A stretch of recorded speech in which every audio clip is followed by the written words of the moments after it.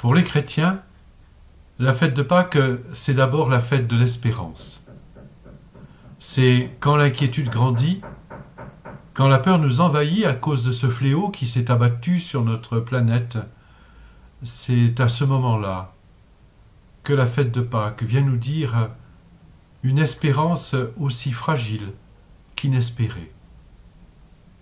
L'espérance, c'est le contraire d'une logique. L'espérance, c'est une folie. De cette folie de Dieu sur une croix, folie de la foi dans un tombeau vide. L'espérance est au matin de Pâques, à la sortie de la nuit, à la sortie du tombeau. L'espérance est entre les mains de quelques femmes.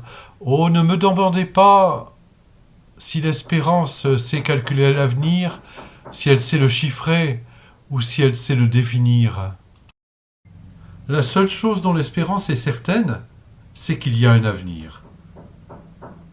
La seule chose que peut annoncer l'espérance, c'est que la fatalité est vaincue, puisqu'au matin de Pâques, la mort est morte, puisque c'est de la nuit que naît le jour. L'espérance ne peut qu'être fragile et incertaine. Elle ne peut être que humble. Elle est toujours un geste fraternel et concret. Elle nous devance toujours. C'est toujours elle qui est en avance sur nous. Elle ne peut pas être enfermée. Elle est toujours plus loin, toujours au-delà, puisqu'elle est toujours l'impossible qui devient possible. C'est à Pâques, d'un tombeau vide, que naît l'espérance. Dans un petit village d'Italie, une crue du fleuve avait tout envahi.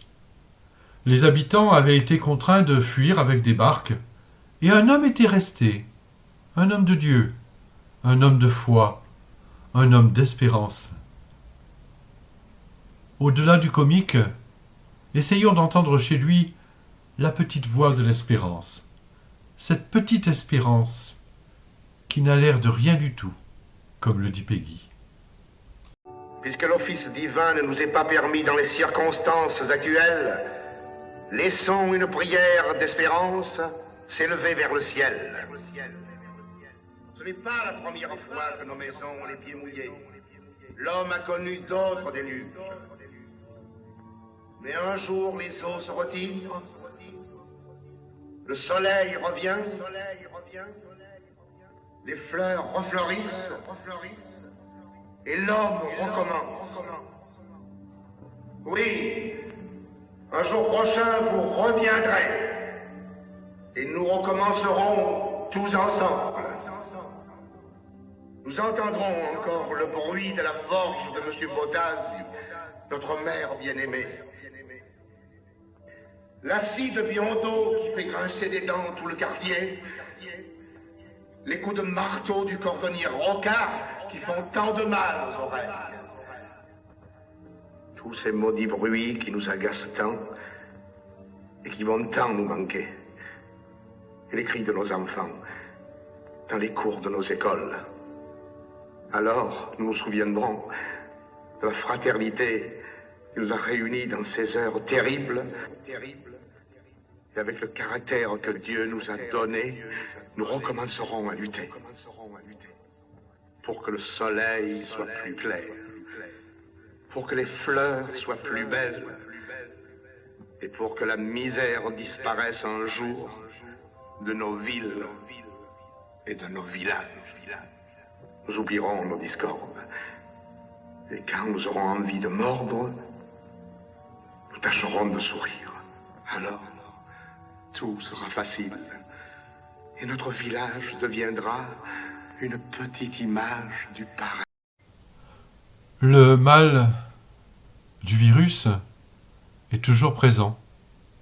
Mais ils sont finis les jours de tristesse si nous croyons à la petite espérance du jour de Pâques. Belle fête de Pâques à tous. Alléluia.